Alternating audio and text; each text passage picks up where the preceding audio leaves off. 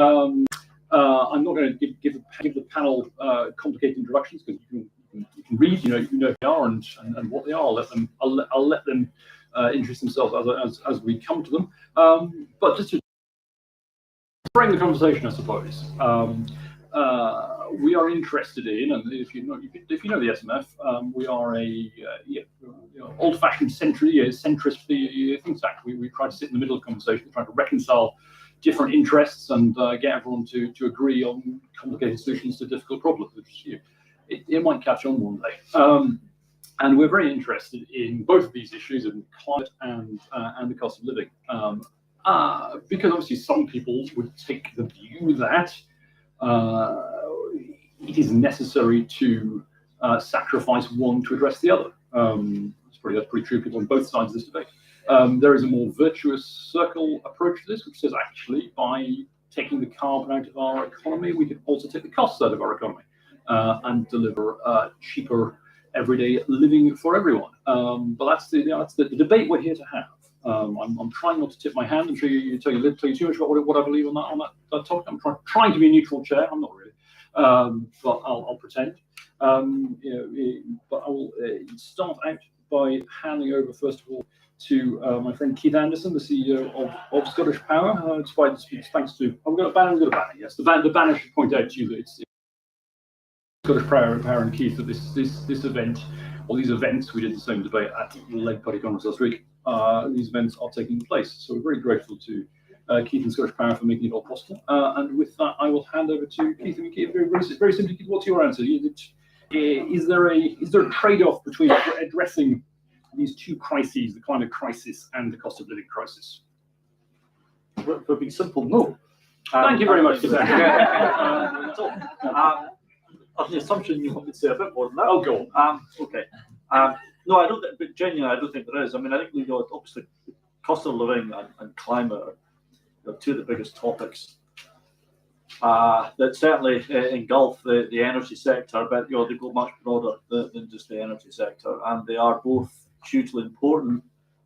If you talk about the economy, when we look at the economy, they're also massively important if you look at growth, and growth's a very popular topic these days as well, in terms of how do we grow this economy and get the economy back up and running. And again, cost of living and climate are both huge elements in that conversation. If we go back, not even a year, if we go back to November last year, we had the COP in Glasgow. Somehow it seems like a lifetime ago, but it's not even a year ago. And obviously at that point in time, net zero was front and centre of the agenda for almost anyone. It was front and centre of the conversation with all the world leaders. And it was a massive driver of everything that was going on in the UK. We had on the back of that, we had 10-point plans, we had energy security strategies, etc. It was a big driver of everything that was going on. In some ways, as I say, it kind of almost feels like a lifetime ago. And now the conversation is dominated by cost, supply of gas. But when you start to look at those topics, they are so interlinked with achieving net zero, in terms of how do we deal with the cost of energy, how do we deal with security of supply, and also how do we deal with growth, because it feeds into all of that. And if you go back as long as I've been kicking around in this sector, which is too long probably, we always used to talk about the energy trilemma, and it was as if there was a choice between cost, security, and climate. And probably now, more so than at any point in time in the past, actually all three are coming to exactly the same answer, which is we need to shift away from reliance on gas, we need to reduce the cost of energy, and we need to tackle climate change. And we do all of that by a huge wave of investment in renewables, a huge push away from gas, a huge investment in energy efficiency, and everything comes together down at that same conversation. As a company, we shifted away from fossil fuels a number of years ago. We're a 100% renewable company, and we're going on a huge wave of investment. We're halfway through a £10 billion wave of investment out to 2025, and we will probably announce another £10 billion of investment after that in the future of the energy sector, both in renewables and in energy infrastructure and transmission and distribution. And what we see, obviously, with the cost of living, was we were seeing a huge amount of pressure come through to the end consumer and to the public. And I see that, I literally see that and live that every day. We have 4 million customers, and it's very, very, very easy to see and feel the pressure that people are under with the cost of energy. And so it became very obvious to us very early on in this conversation that we needed to act and we needed to tackle that issue in the short term. What also became obvious was that went way beyond what we could do as a company. It went way beyond the energy sector. This was a state-level intervention. It was an emergency. The government have stepped in. I welcome and applaud the announcements they've made, both at a domestic and a non-domestic level, to help tackle the issue.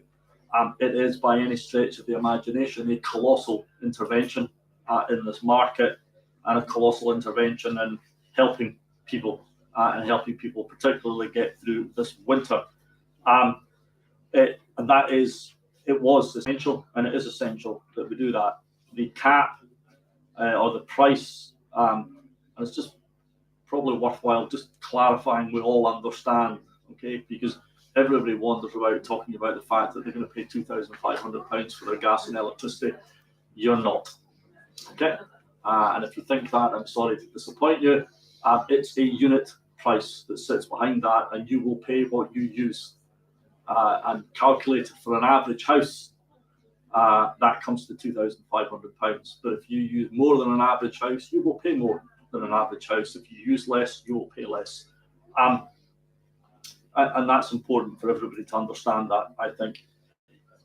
Over time, what we've always argued for, and I've argued for, is that once this market gets back to a more stable footing, we should move away from the old style price cap. We should move away from this mechanism, and we should move towards having a social tariff that's directed particularly at helping vulnerable people in our country. And that, I think, is where the market should be moved and where regulation should go.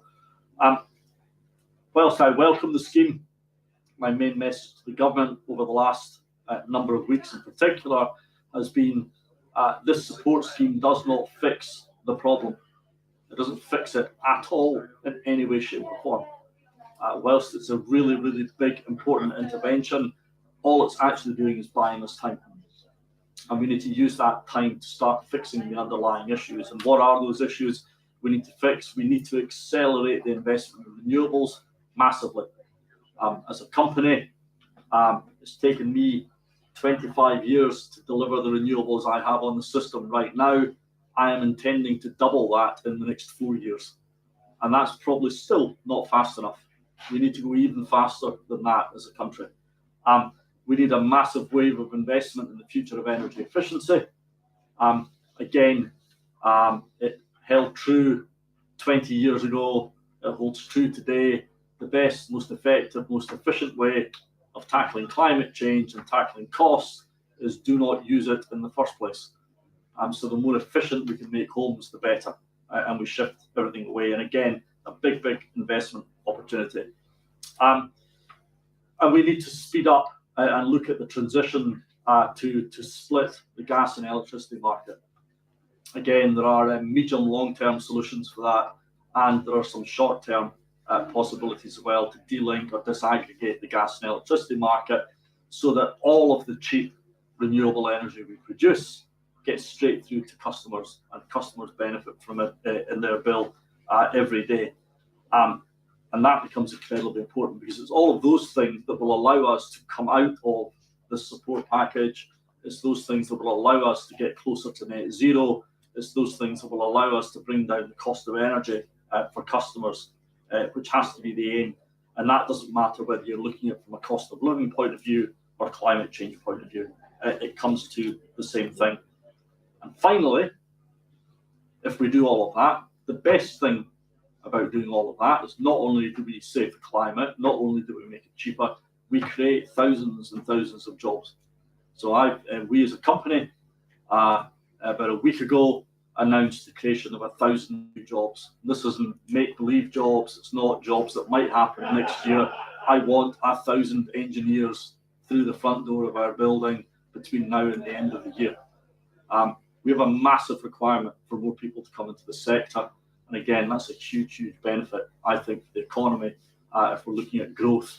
And the great thing about investing in energy, because it's a big infrastructure environment, is you spread the benefit of that right across the whole of the country. It's not fixed in a city. It's not fixed just in big cities. This goes right out across the whole of the country, and you spread all of that benefit across the whole of the economy. That was my longer answer than that. We can live with that. Thank you, Keith. Our next speaker is Katie White, who's the Executive Director for Advocacy and Campaigns at the World Wildlife Fund.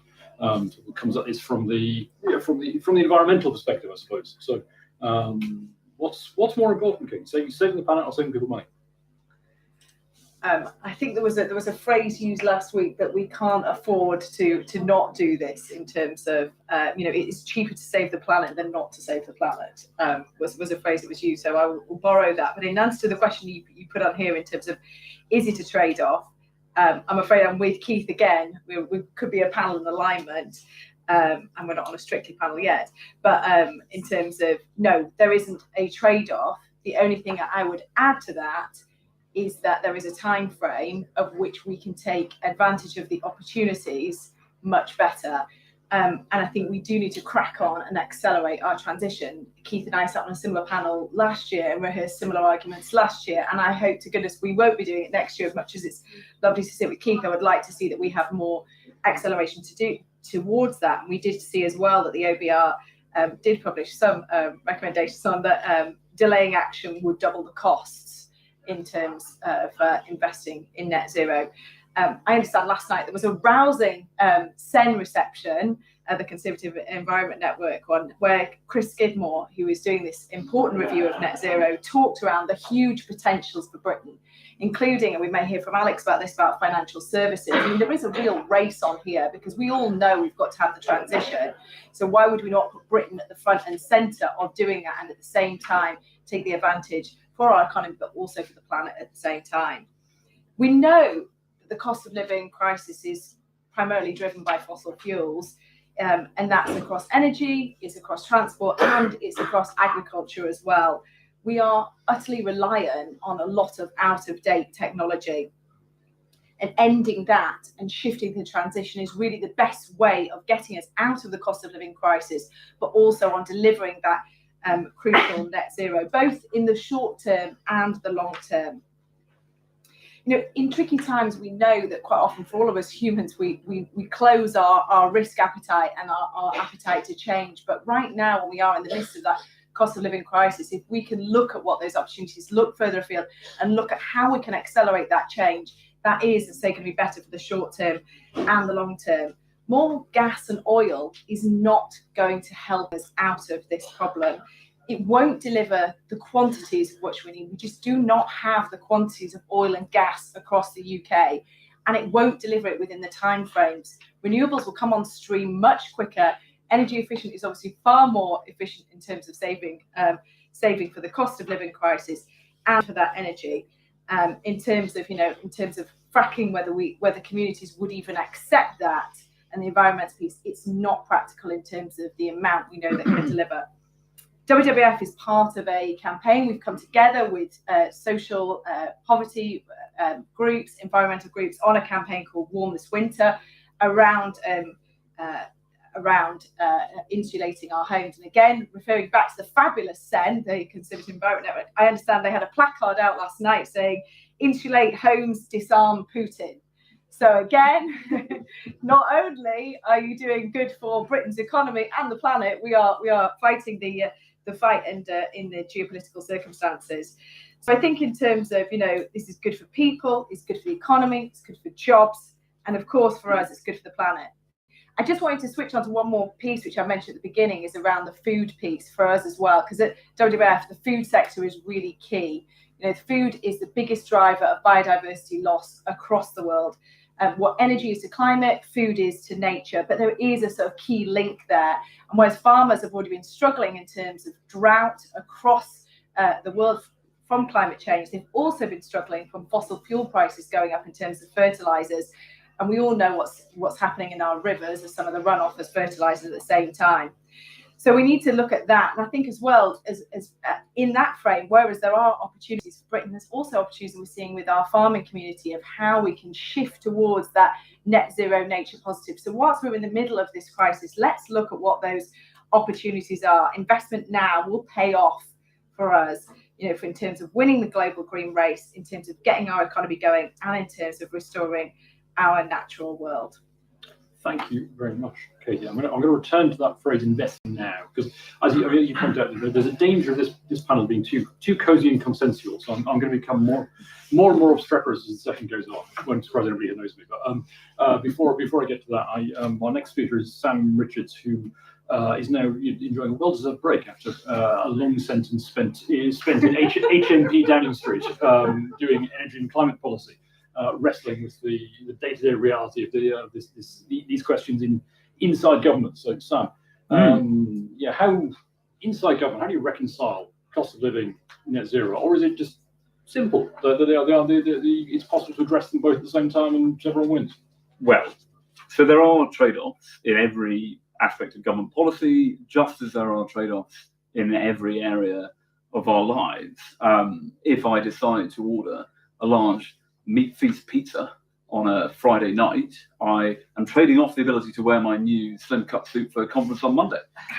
Just like an example, totally out of the air. And he's fitting into it. So this is still true of net zero, that there are difficult decisions and there are trade-offs, but it is that kind of rare policy area where you can do something that is both good for you and also and at the same time it's like a gleaming piece of Scottish salmon that you can eat and feel comfortable that it is both good for you and good for the planet.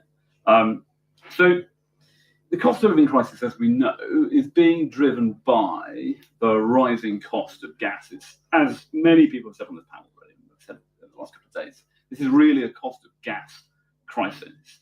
Now, around 40% of our electricity in the UK is generated by burning gas, and we still have reserves in the North Sea, and I think this is where there may be some difference. I still think that we should use those reserves as part of the transition.